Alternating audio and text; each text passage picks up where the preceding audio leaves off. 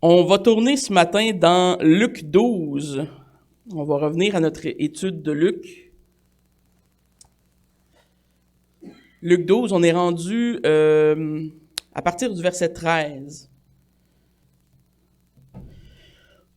Pour se remettre un petit peu dans la situation, une petite mise en contexte. On a passé quand même plusieurs dimanches à voir l'événement où Jésus est entouré d'une foule. Il y a plusieurs pharisiens, plusieurs légalistes, des scribes, les docteurs de la loi. On voit que Jésus reprend l'hypocrisie de ces hommes, il reprend le légalisme de ces hommes. Et on a vu que, ultimement, le Seigneur nous dit que le remède pour cette hypocrisie, c'est la crainte de Dieu. Ce que ces hommes devraient faire, c'est de craindre Dieu plus qu'ils ne craignent les hommes. Parce que Dieu est celui qui peut non seulement anéantir le corps, mais l'âme. Il est le maître de cette vie et le maître de l'âme. Il nous était aussi dit que nous pouvons avoir assurance en tant que chrétiens, que Dieu nous voit et qu'il nous accepte, évidemment, par la grâce de son Fils Jésus-Christ. Et donc, c'est dans la foulée de ces instructions que Jésus donne à ses disciples, parce que, bon, tout ça est un petit peu dans, si on élargit un peu le portrait, et dans le but de préparer ses disciples, parce qu'il est sur le dernier droit vers Jérusalem, vers la croix. Il marche pour aller pardonner les péchés de ses enfants. Et c'est dans ce contexte qu'il instruit ses disciples à faire attention à ces péchés. Donc, on a vu l'hypocrisie, le légalisme. Et aujourd'hui, l'avertissement qui est fait aux disciples, dans un court bloc, entre 13 et verset 21, ce que l'on va voir, détourne notre attention. On passe de l'hypocrisie à l'attachement aux richesses, la convoitise, l'avarice, peu importe comment on peut appeler cela. Et de la façon que le bloc de texte est construit, on voit que, premièrement, Jésus va refuser essentiellement d'être une espèce d'arbitre, de jouer à qui décide. Et deuxièmement, dans l'autre bloc de texte, il va expliquer un peu, il va donner un exemple de l'avertissement qu'il fait contre l'avarice par l'utilisation d'une parabole, qui est assez courant dans les évangiles d'ailleurs. Et donc, on voit un peu ces deux blocs de texte dans la même pensée. Donc, lisons Luc 12, 13 à 21. Quelqu'un dit à Jésus du milieu de la foule, « Maître, dis à mon frère de partager avec moi notre héritage. » Jésus lui répondit, « Ô homme, qui m'a établi pour être votre juge ou pour faire vos partages? » Puis il leur dit, « Gardez-vous avec soin de toute avarice, car la vie d'un homme ne dépend pas de ses biens, fût-il dans l'abondance. » Et il leur dit cette parabole. Les terres d'un homme riche avaient beaucoup rapporté, et il raisonnait en lui-même, disant, « Que ferai-je, car je n'ai pas de place pour serrer ma récolte? Voici, dit-il, ce que je ferai. J'abattrai mes greniers, j'en bâtirai de plus grands, j'y amasserai toute ma récolte et tous mes biens. Et je dirai à mon âme, tu as beaucoup de biens en réserve pour plusieurs années. Repose-toi, mange, bois et réjouis-toi. » Mais Dieu lui dit, « Insensé, cette nuit même ton âme te sera redemandée. Et ce que tu as préparé, pour qui sera-t-il? Il en est ainsi de celui qui amasse des trésors pour lui-même et qui n'est pas riche pour Dieu. » Prions.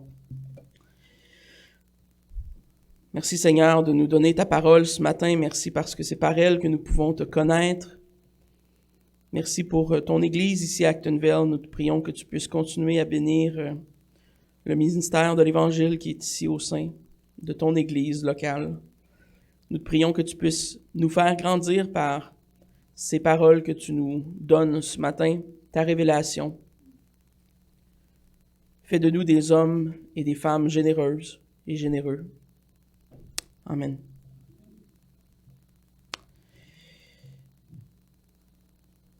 Donc, on voit assez facilement que le thème de Luc pense de la persécution, qu'on pourrait dire de ne pas prêter attention, de ne pas chercher à se défendre, etc. Ce avec quoi il a terminé les derniers versets 11 à 12. Là. Et il va de la persécution à la convoitise. Et pourquoi ce changement de thème? Bien, le commentateur Darrell Buck dit quelque chose d'intéressant. Il dit « La persécution implique souvent l'ostracisme social, c'est-à-dire d'être séparé de la société, et l'ostracisme social est la perte de moyens de subsistance. La sécurité matérielle est une alternative intéressante au rejet. » Donc souvent, ce que les gens vont faire, au lieu d'être rejetés, et au lieu d'être ostracisés au sein d'une société, de perdre leur travail, de perdre la face, de perdre leur réputation, ben ils vont se tourner souvent vers le contraire, l'avarice, chercher les choses du monde, avoir en abondance, ne pas être en sécurité, etc. C'est souvent le moyen de mécanisme normal des gens dans le monde. Évidemment, pour un chrétien, et Luc, et dans les paroles de Jésus vont nous en avertir, mais un très grand danger à mettre sa sécurité dans les richesses de ce monde, à mettre sa sécurité en autre chose et en autre personne en particulier que Jésus-Christ. Jésus-Christ. On voit un pattern assez clair quand on regarde aux autres textes précédents. On voit que Jésus utilise dans les derniers textes les pharisiens pour avertir contre l'hypocrisie de ses disciples. Et maintenant, il utilise cet homme qui apparaît au milieu de la foule, un homme qui n'est pas nommé, un homme qui pose une question, on ne sait pas c'est qui, mais bon, il représente le commun des mortels, j'imagine. Et Jean utilise lui et son avarice pour nous enseigner ou enseigner à ses disciples à placer leur foi en Christ seul. Mais la première chose qui est demandée à Christ, c'est de faire le juge. Hein? L'homme lui arrive, lui dit, mon frère a eu un héritage, ou en tout cas, nos parents sont morts, mon frère a un héritage, il veut pas la partager à mon goût. Bon. Jésus était considéré quand même avec un respect, et on le voit dans le titre qui est employé par l'homme qui l'accoste, didascalé, qui veut dire enseignant, est un titre respectueux. Donc, la personne qui lui demande d'arbitrer leurs problèmes d'héritage ne le manque pas nécessairement de respect envers Jésus. Et dans la tradition juive, c'était courant pour les rabbis, qui étaient des docteurs de la loi, qui connaissaient la Torah, c'était courant pour eux de trancher ce genre de débat. Il était souvent l'équivalent dans le peuple israélite d'un juge. Donc, ce n'est pas quelque chose qui est anormal en soi que Jésus se fasse poser une telle question. Ce n'était pas quelque chose qui reflétait nécessairement un manque de respect envers l'homme qui pose la question. Mais Jésus refuse très clairement et catégoriquement de se faire le juge de cette situation. Premièrement, on peut se douter que ce n'était pas la mission de Christ. Hein? Il n'était pas venu sur terre pour régler des problèmes d'héritage. La réponse de Jésus en soi sous-entend que ce n'est pas la principauté de ses préoccupations ici-bas. Mais on voit qu'il y a même une sorte d'accusation de la part de Jésus, de la façon même qu'il répond à cet homme. Il utilise le terme en grec « anthropé », qui est un terme extrêmement général qui veut dire « homme », ça veut dire « tout homme », c'est l'homme dans son sens général. Donc, ce qu'il dit, c'est « hey, homme ». Il l'adresse même pas par un titre quelconque, il fait juste dire « homme, toi que je ne connais pas, là ». Donc, c'est frappant parce que Jésus a l'habitude d'être quand même assez chaleureux dans ses interventions avec les foules jusqu'à date, comme on a vu, à part avec les pharisiens, évidemment, là. Plummer, un commentateur, dit ceci, il fait remarquer que l'homme ne demande pas vraiment à Jésus d'arbitrer. Quand on lit correctement, ce qu'il demande, c'est à Jésus de lui accorder le droit d'avoir plus d'héritage. Il n'est pas en train de lui demander de faire quelque chose de juste, une séparation qui est juste. Il est essentiellement en train de dire à Jésus qu'est-ce qu'il devrait faire. Quelqu'un dit à Jésus du milieu de la foule, « Maître, dis à mon frère de partager avec moi notre héritage. » Il est en train de donner essentiellement un commandement à Jésus. Bien que ce n'est pas une allusion directe du texte, la réponse de Jésus nous fait quand même un peu penser à un écho de la réponse dans Exode 2, verset 14. Cet homme répondit, « Qui t'a établi chef et juge sur nous? » Et ça, évidemment, c'est la personne qui parlait à Moïse. C'est un texte qui est repris d'ailleurs dans Acte 7. Et on y voit un peu les échos dans les paroles de Jésus. Évidemment, je ne crois pas que c'est une allusion textuelle, mais c'est un écho de. Jésus voit au-delà, évidemment, de la question initiale du jeune homme avec son frère.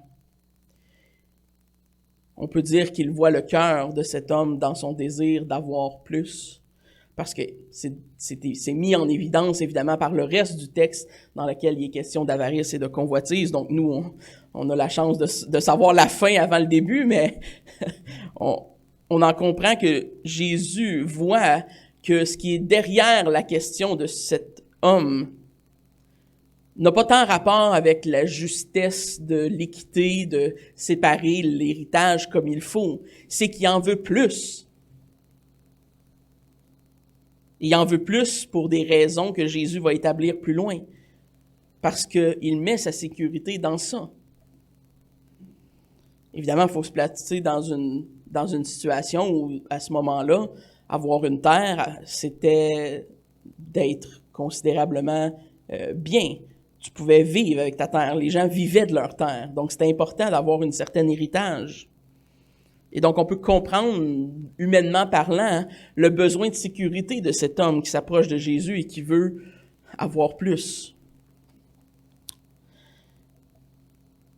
Mais assez rapidement, vers la fin de ces échanges et de la réponse assez catégorique de Jésus, qui se dit « Non, je refuse de m'interposer. Qui m'a appointé pour être juge de ce genre de dispute ici sur terre? J'ai d'autres choses à faire.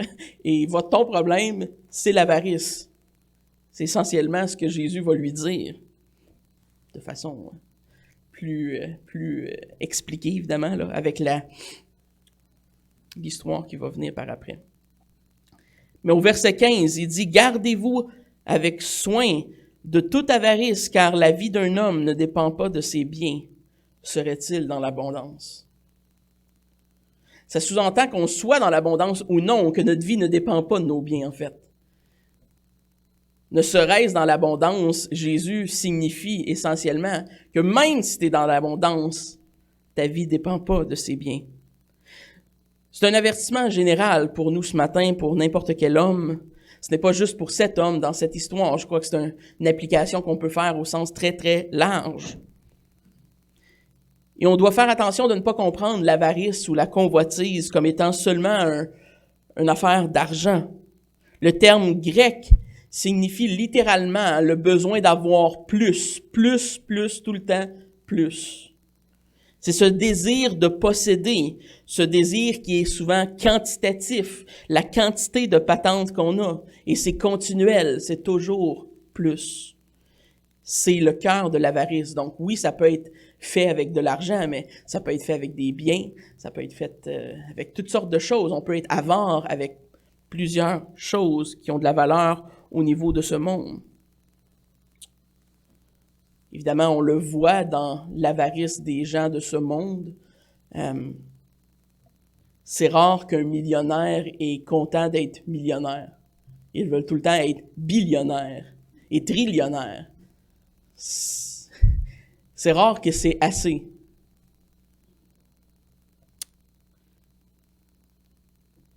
Il y a un certain contentement qui ne vient et qui j'argumenterais, ne peut venir sauf si on est enfant de Dieu.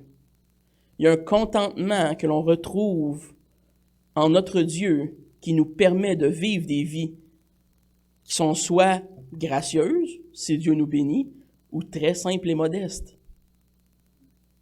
C'est la foi qui nous permet de vivre selon ce que Dieu nous donne. Ce que les gens qui n'ont pas Dieu sont incapables de faire parce qu'ils n'ont aucune autre sécurité que leur bien. Le commentateur Darrell Buck dit « Le danger de la poursuite des biens est qu'elle peut... excusez, je vais recommencer. Le danger de la poursuite des biens est qu'elle peut nous rendre insensibles aux personnes. La cupidité peut créer une distorsion de ce qu'est la vie, parce que la définition de la vie ne se trouve pas dans les objets, mais dans la relation, spécialement à Dieu et à sa volonté. Définir la vie en termes de choses est l'ultime inversion de la créature servant la création et ignorant le Créateur. La créature a été faite pour adorer le Créateur et non pas la création. La création, au début, a été faite et donnée à Adam et Ève pour qu'il ait dominion sur la terre et qu'il domine sur tout ce que Dieu avait créé. Nous étions les chaperons, si on veut dire, les administrateurs de cette terre. Nous le sommes encore d'ailleurs. Je ne sais pas pourquoi je dis nous étions. Mais à cause du péché, on s'est mis à adorer la création.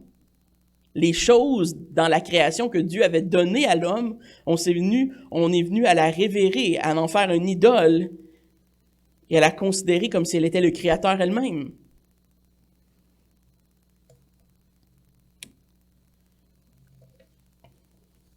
C'est une erreur qui était probablement courante dans le temps de Jésus et qui est encore courante aujourd'hui.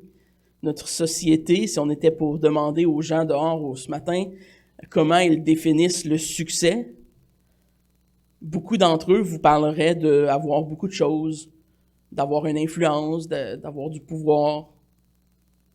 Et pourtant, jamais la Bible ne décrit le succès comme étant l'acquis de choses.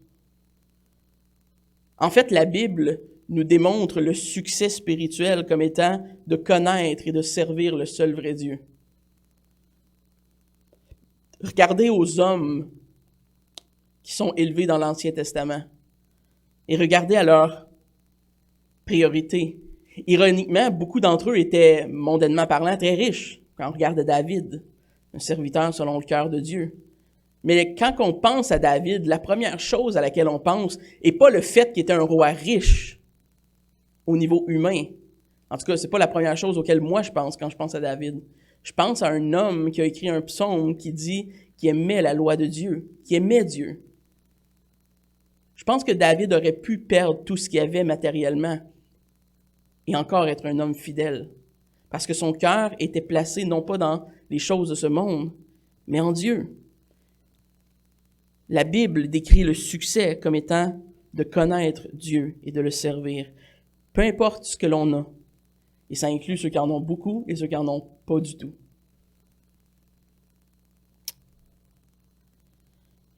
Et vous savez, comme je l'ai mentionné un peu rapidement, l'avarice n'est pas inconséquente, même dans la vie d'un chrétien qui pourrait être tenté d'être avare.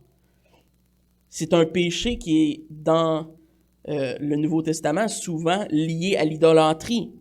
Colossiens 3,5 nous dit « Faites mourir ce qui dans vos membres est terrestre, la débauche, l'impureté, les passions, les mauvais désirs, la cupidité qui est une idolâtrie. » Et dans Éphésiens 5,5, le même concept revient. « Car sachez-le bien, aucun débauché, impur ou cupide, c'est-à-dire idolâtre, n'a d'héritage dans le royaume de Christ, de Dieu. »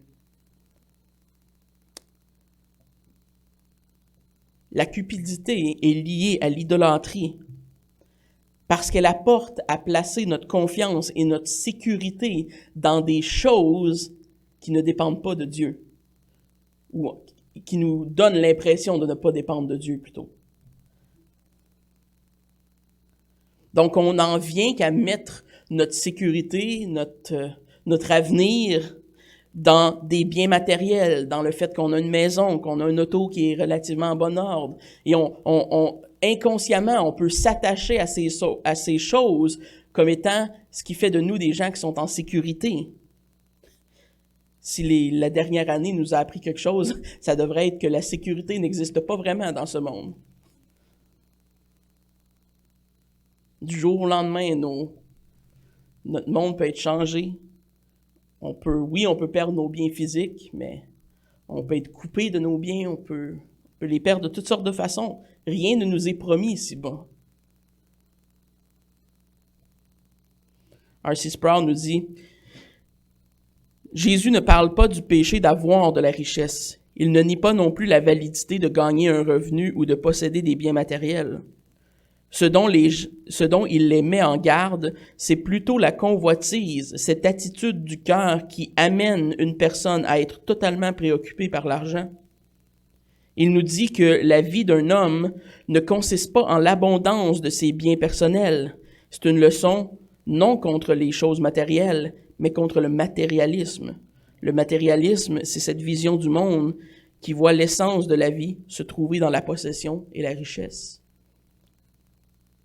Évidemment, l'avertissement de M. Sproul est bien fait, est à point, parce qu'il y a un danger de lire des textes comme ça ce matin et d'avoir le soudain envie de devenir des prêtres monastiques, moines pauvres. Ce n'est pas nécessairement l'appel du texte. Ce n'est pas la richesse en soi, ce n'est pas les biens, ce n'est pas de posséder des choses qui sont mal. C'est comment notre cœur s'attache à ces choses.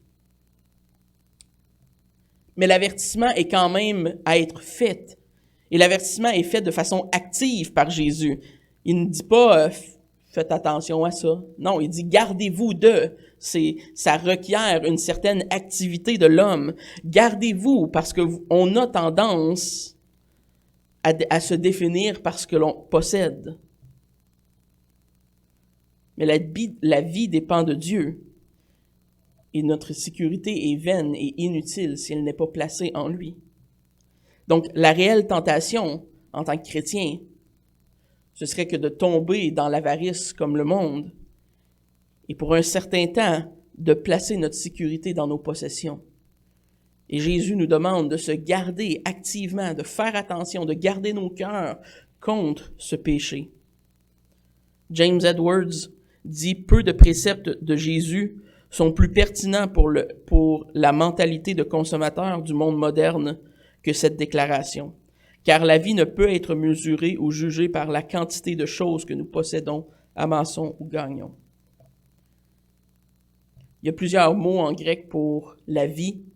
Celui dont Jésus parle de la vraie vie, quand il parle de la vraie vie, le mot vie est zoé, le terme grec qui englobe tout ce qui est de la vie, pas juste les choses matérielles. C'est une complète pleine vie.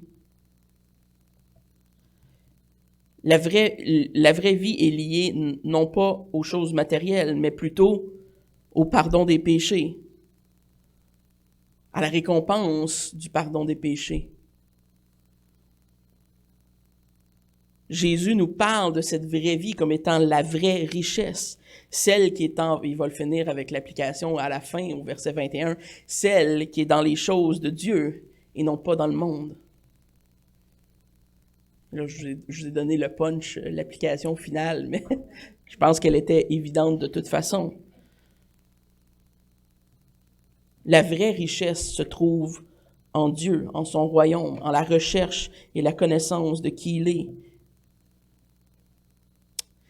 Et pour nous illustrer cette folie du monde qui est avare et qui convoite sans cesse des choses qu'ils n'ont pas, même si parfois ils ont beaucoup, comme dans notre société, parce que on peut pas dire qu'on est à plaindre là en Amérique du Nord. On est dans les sociétés les plus choyées du monde qui existent au niveau monétaire. On a beaucoup de choses. Et pourtant, si on faisait des sondages, je suis pas mal sûr que des gens dans des pays qui ont moins de choses ne se diraient pas plus en sécurité ou moins que nous. Les choses ne sont pas une sécurité. Et Jésus donne cette parabole justement pour illustrer à cet homme qui vient et qui lui demande cette question, hein, dis à mon frère là, qu'il me donne plus d'affaires. J'ai pas, le partage n'est pas assez à mon goût, tu sais. C'est 50-50, ça devait pas être assez. J'imagine que lui, il voulait plus comme 60-40, quelque chose, tu sais. Il voulait plus. C'est ce que le terme grec veut dire, toujours plus.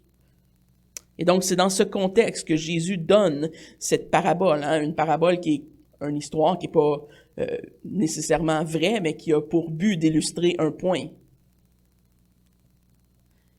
Et le point que Jésus va illustrer avec cette parabole, c'est la folie illusoire de ces richesses mondaines.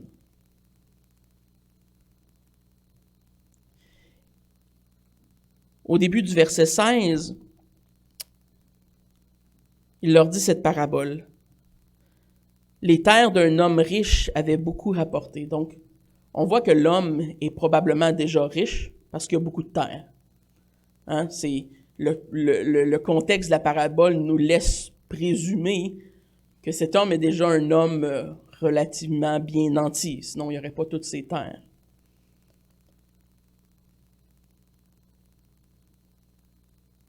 Et, verset 16, ces terres avaient beaucoup rapporté. La situation et la façon dont Jésus met la situation, l'introduction à cette parabole,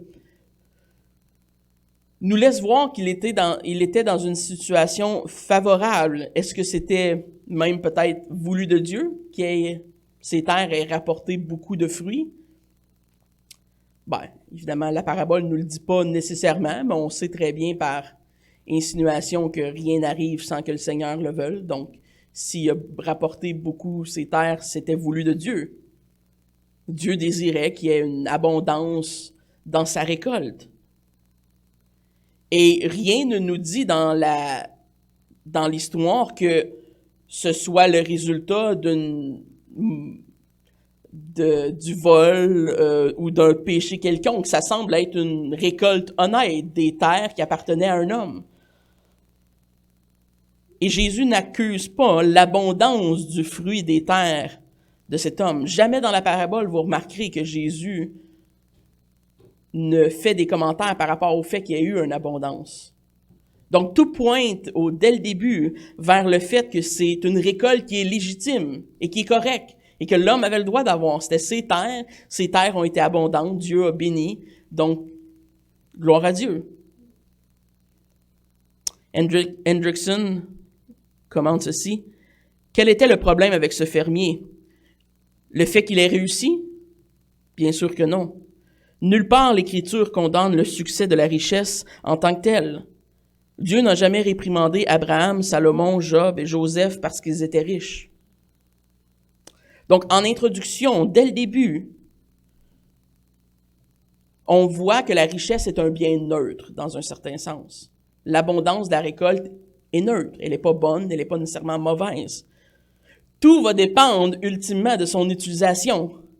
Son utilisation de cette richesse va être soit morale ou immorale. Je vais vous apprendre un gros mot. Un soliloque. Un soliloque. Quelqu'un sait c'est quoi?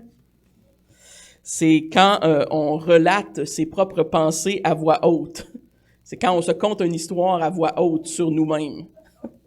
C'est un terme qui est souvent utilisé en poésie. L'homme riche fait une soliloque. Il se parle à lui-même à voix haute et on l'entend.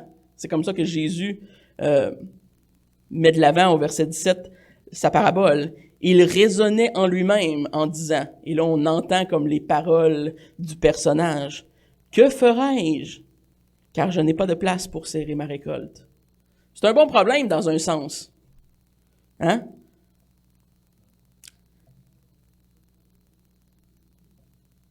Mais le fermier présume, il y a une présomption dans ce verset, elle est subtile.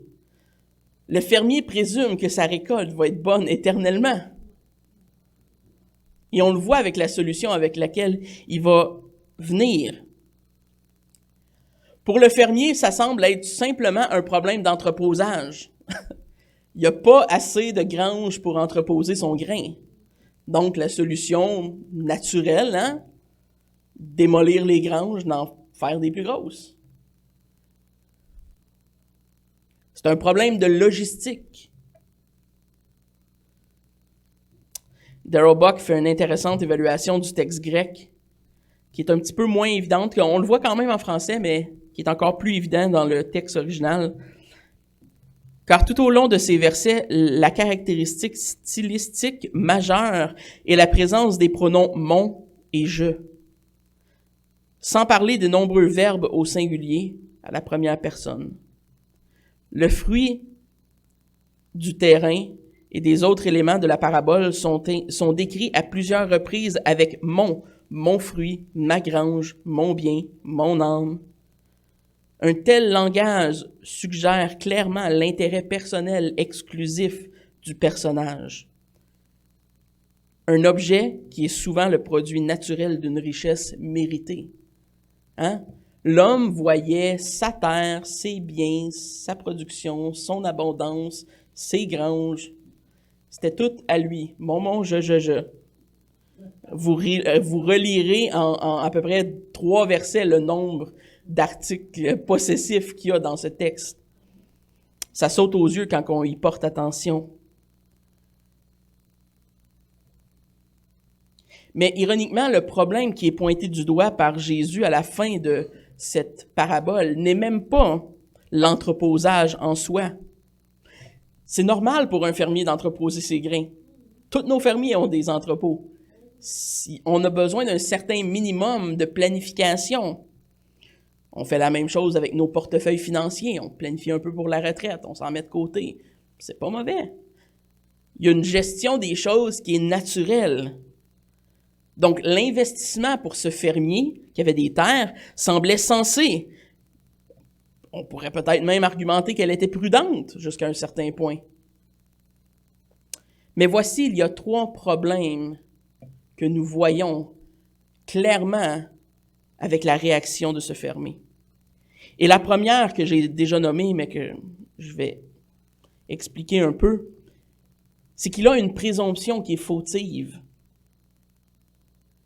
Sa présomption fautive et hautaine l'amène à l'avarice ou à la convoitise, peu importe comment vous voulez l'appeler. Son corps et sa vie ne lui appartiennent pas. Je ferai cela, j'engrangerai, je mangerai, je buirai, je vais m'asseoir et je vais vivre pour toujours. C'est un peu ça qu'il se dit. Je vais m'effoirer puis je vais profiter de la vie. Ça sous-entend que Dieu est en contrôle de rien. Il sous-entend que ses jours ne sont pas comptés et que, dans le fond, il a juste à profiter de l'abondance et il va vivre éternellement et sa récolte va être toujours bonne. Il a un âme rassasiée par ses biens matériels. Voilà le premier problème. Il est hautain. Il est hautain de croire que Dieu n'est pas au contrôle. Il est hautain de croire que sa vie lui appartient. Qui d'entre nous peut avoir la certitude qu'il va se lever demain matin? C'est un faux réconfort. C'est un faux réconfort basé sur une fausse présomption. C'est de l'arrogance humaine de croire qu'on est maître de notre vie. Il y a plein de beaux dictons là, qui disent des choses comme ça, et ce n'est que foutaise, honnêtement. Si vous n'êtes pas capable de créer la vie, vous n'êtes pas au contrôle de votre vie. C'est aussi simple que ça. Et donc, si Dieu seul est créateur, Dieu seul est au contrôle. Et c'est mis en évidence dans la réaction de Jésus au verset 20. Mais Dieu lui dit, « Insensé, cette nuit même ton âme te sera redemandée. Et ce que tu as préparé, pour qui serait-ce? » Hey là, t'as l'air whip. Ça va être à qui, tous tes produits? Ils vont aller à qui? T'en profiteras même pas. Toi qui as pris tant de sécurité et de gloire dans tes possessions. Bon, évidemment, peut-être qu'elle va aller à ses enfants. Mais le point est le suivant. C'est pas lui qui va en profiter. L'autorité sur la vie appartient qu'à Dieu. Et c'est un rappel brutal pour cet homme riche que sa présomption était très hautaine. Le mot imbécile, aphron en grec, est un terme important dans l'Ancien Testament. C'est celui qui décrivait un homme qui agissait sans Dieu, ou un homme qui agissait sans sagesse vers une destruction potentielle. Un homme qui agit vers la destruction.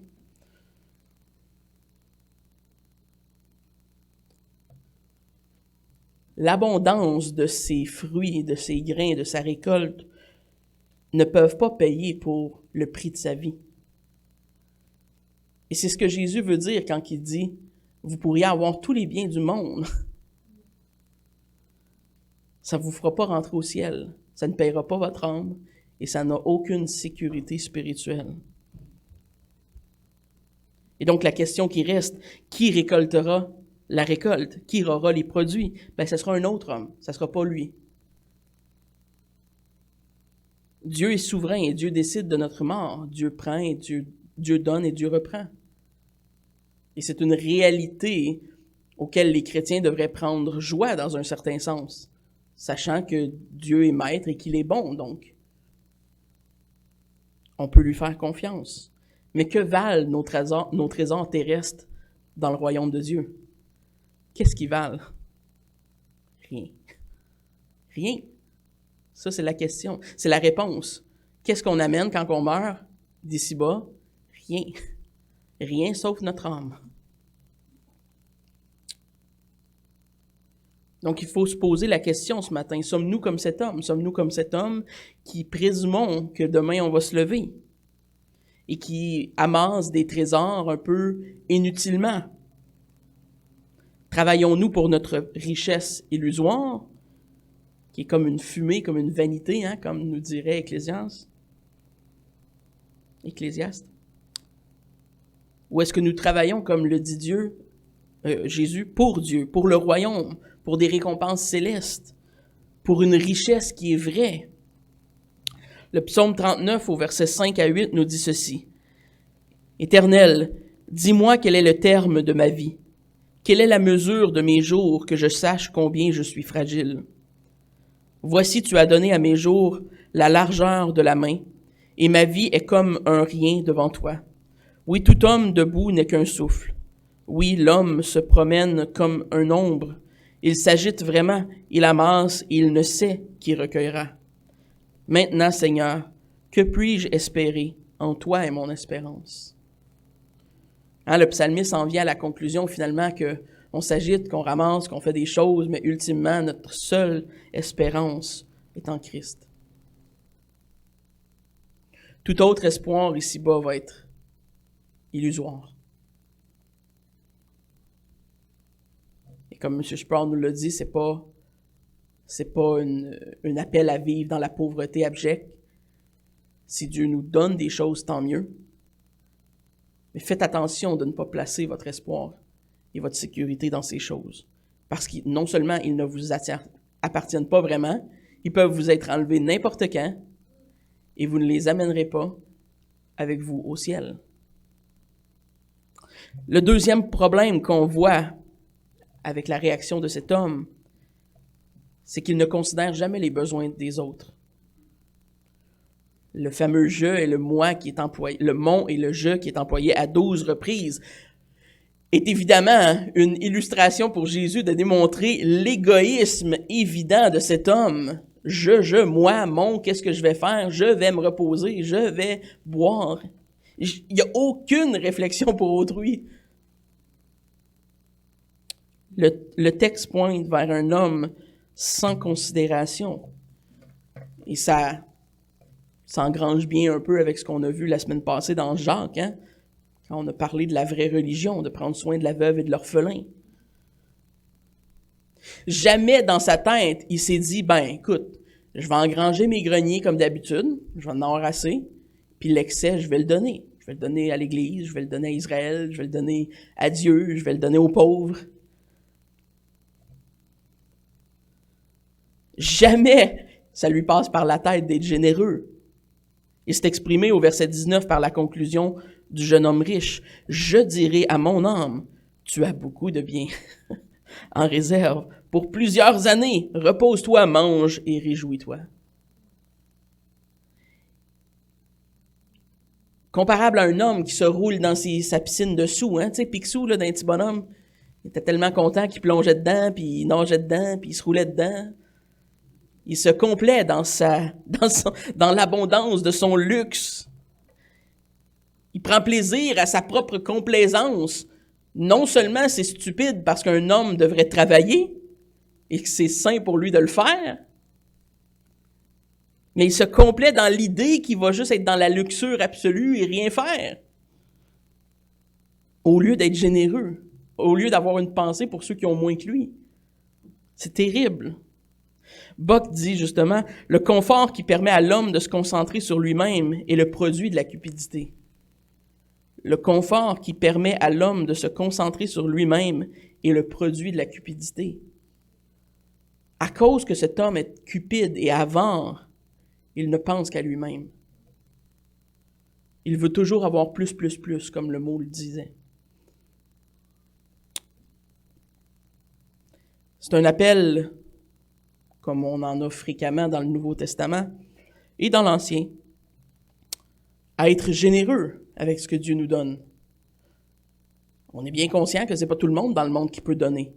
Il y a des gens qui ont juste assez pour survivre, et même à peine. Et un peu comme je mentionnais la semaine passée, je ne veux pas trop revenir sur le texte de la semaine passée, mais pendant des centaines de décennies dans l'histoire de l'humanité jusqu'à présent, ça a toujours été le rôle de l'Église et des chrétiens de prendre soin des gens faibles dans le monde. Et on l'a fait jusqu'à récemment. Et malheureusement, comme je l'ai expliqué, à cause du contexte sociopolitique, c'est plus évident pour nous aujourd'hui de faire ça. On peut pratiquement plus le faire, mais il y a encore certaines personnes alentour de nous qui ont des besoins, qui ont des manques, qui sont dans la pauvreté ou qui ont des besoins monétaires, financiers. Et on est appelé en tant que chrétien à être généreux, non seulement de notre personne, mais des excès, de l'abondance que Dieu nous donne, si c'est le cas. L'appel à la générosité vient souvent et constamment dans l'Évangile.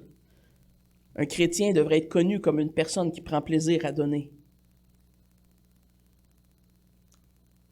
Les richesses peuvent nous apparaître comme étant attirantes à court terme, mais ils sont vanité à long terme. On peut penser posséder des choses, mais ultimement, quand on meurt, on ne les a plus. Donc, ils appartiennent à qui? La réalité, c'est qu'ils n'ont jamais été à vous.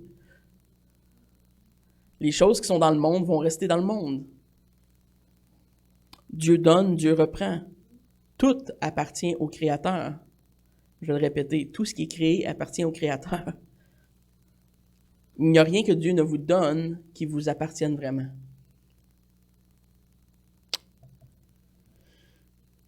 Le troisième problème qu'on voit dans la réaction de cet homme, on a vu qu'il y a une mauvaise présomption, on a vu qu'il ne pense pas aux autres, qu'il n'est pas généreux, qu'il est égoïste. Mais troisièmement, on voit qu'il ne considère pas Dieu. Il ne rend pas grâce à Dieu. Non seulement c'est un égoïste qui convoite et qui est avare, qui veut toujours plus, mais il oublie littéralement de remercier Dieu. Quelle devrait être la première réaction d'une personne qui est dans l'abondance? Merci Seigneur de me donner ces choses. Mais non, cet idiot, cet insensé, ne considère pas ce qu'on lui donne, pensant qu'il le mérite. C'est mes terres, c'est mes biens, c'est à moi, je l'ai mérité. C'est le propre du pécheur de croire qu'il mérite l'abondance.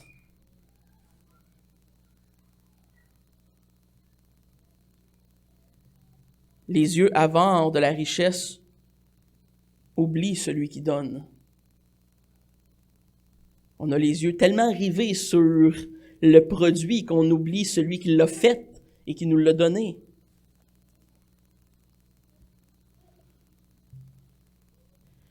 Par ces trois problèmes, cet homme démontre essentiellement une chose très importante, c'est qu'il ne connaît pas Dieu.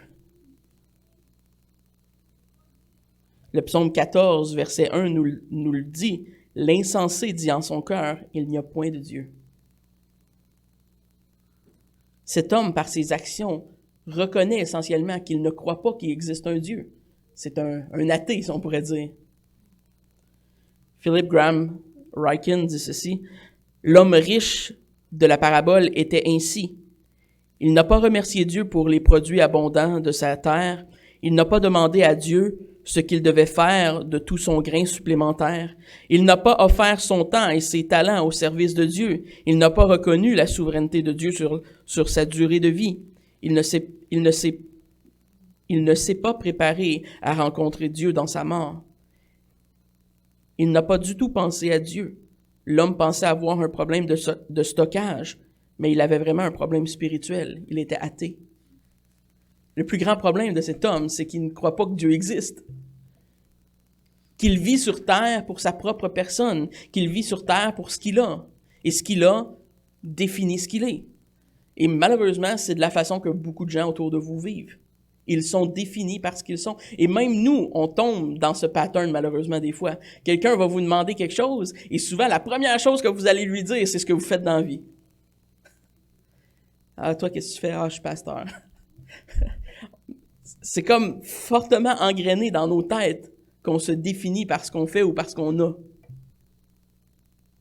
On dit rarement, ah, moi, je suis un père de famille, On commence par nos acquis. La triste ironie de notre monde, c'est que ces fameux hommes, comme celui qui nous sont représentés dans la parabole de Jésus, ces hommes qui se croient autosuffisants, ces hommes qui croient qu'ils ont tout, que tout leur appartient et qu'ils n'ont pas besoin de Dieu, ces hommes qui croient vivre longtemps, ces hommes qui prennent la gloire qui appartient essentiellement à Dieu, bien ces hommes seront redevables et ne gagneront rien, absolument rien de leur existence sur terre. C'est absolument tragique. Pensez-y 2 secondes. Jésus est en train de dire que tout ce que ces gens font ici-bas est absolument inutile.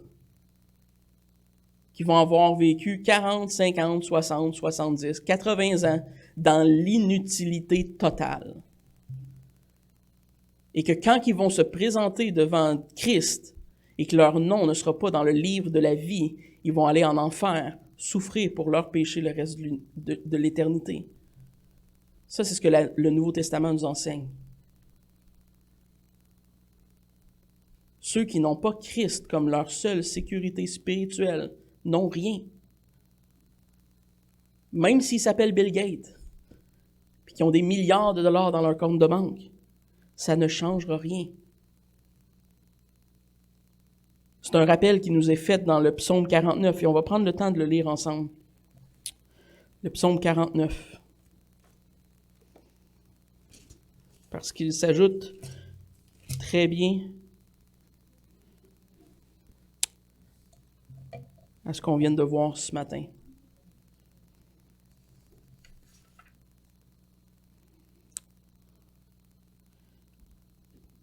Commencez au verset 2. Écoutez ceci, vous tous, peuple. Prêtez l'oreille, vous tous, habitants du monde, petits et grands, riches et pauvres. Ma bouche va faire entendre des paroles sages, et mon cœur a des pensées pleines de sens. Je prête l'oreille aux sentences qui me sont inspirées. J'ouvre mon chant et le son de la harpe. Pourquoi craindrais-je au jour du malheur, lorsque l'iniquité de mes adversaires m'enveloppe? Ils ont confiance en leurs biens. Ils se glorifient dans leur grande richesse. Ils ne peuvent se racheter l'un l'autre, ni donner à Dieu le prix du rachat. Le rachat de leur âme est cher et n'aura jamais lieu. Ils ne vivront pas toujours.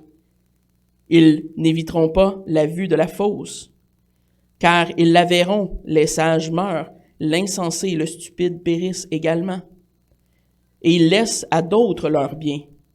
Ils s'imaginent que leurs maisons seront éternelles, que leurs demeures subsisteront d'âge en âge, eux dont le nom sont honorés sur terre, mais l'homme qui est en honneur n'a point de durée.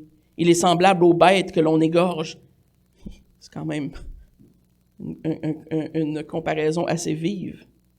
Semblable aux bêtes que l'on égorge. Telle est leur voix, leur folie, et ceux qui les suivent se plaisent à leur discours. Comme un troupeau, ils sont mis dans le séjour des morts. La mort en fait sa pâture, et bientôt les hommes droits les foulent aux pieds. Leur beauté s'évanouit, le séjour des morts est leur demeure. Mais Dieu sauvera mon âme du séjour des morts, car il me prendra sous sa protection. Ne sois pas dans la crainte parce qu'un homme s'enrichit, parce que les trésors de sa maison se multiplient, car il n'emporte rien en mourant. Ses trésors ne descendent point après lui. Il aura beau s'estimer heureux pendant sa vie, on aura beau te louer des jouissances que tu te donnes, tu iras néanmoins au séjour de tes pères, qui jamais ne revêtront la lumière. L'homme qui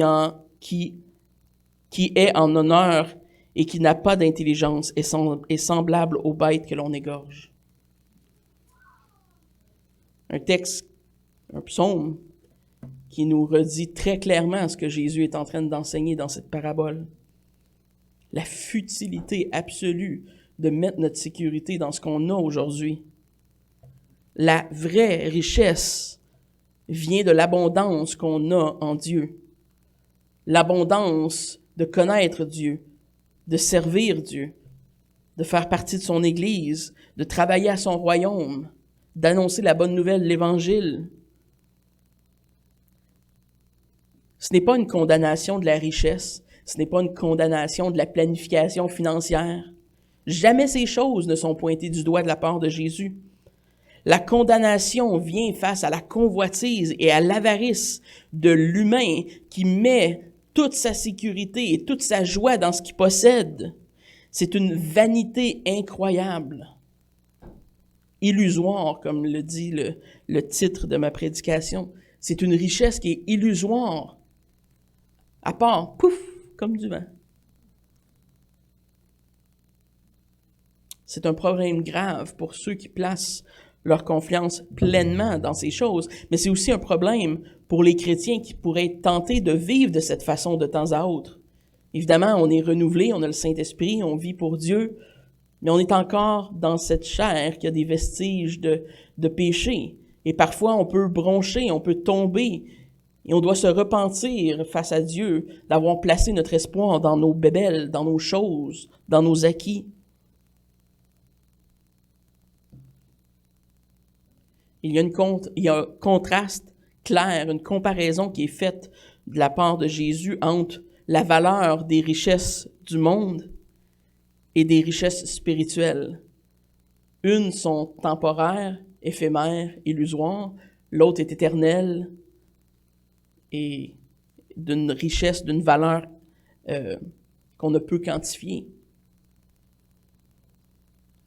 Celui qui place sa confiance en Dieu et qui travaille au royaume a une vraie richesse. Bien qu'il soit pauvre ici-bas sur terre, et bien qu'il n'ait pas une bonne réputation ou quoi que ce soit, celui qui travaille au royaume a une grande richesse. Et soyons francs, on ne travaille pas tout le temps tout égal, on ne travaille pas tout le temps à 100% pour le royaume, on est encore pécheurs et parfois on bronche, mais j'espère qu'on aspire tous à travailler pour ce royaume.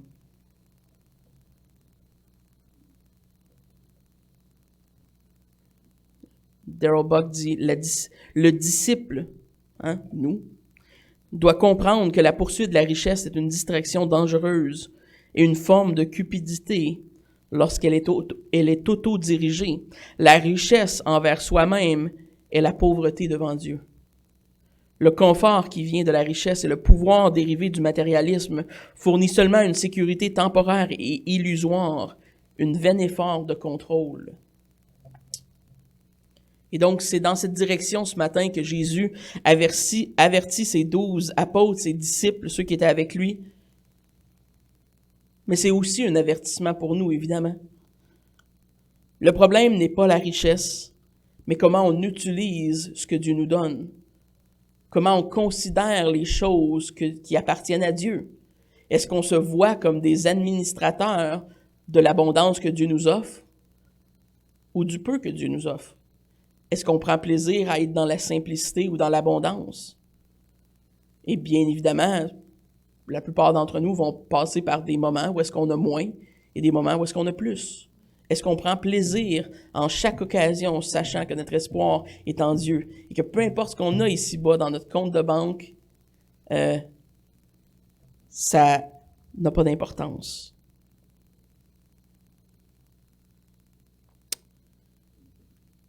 Si Dieu donne l'abondance, on doit le remercier, contrairement à cet homme dans la parabole. On doit donner à autrui généreusement ce qu'on peut. Et on doit considérer ses biens comme étant secondaires. Et je terminerai avec cette citation de ce chant que vous connaissez qui nous dit « Cherchez les choses du royaume, les choses d'en haut, et toutes ces choses vous seront données en plus. » Alléluia.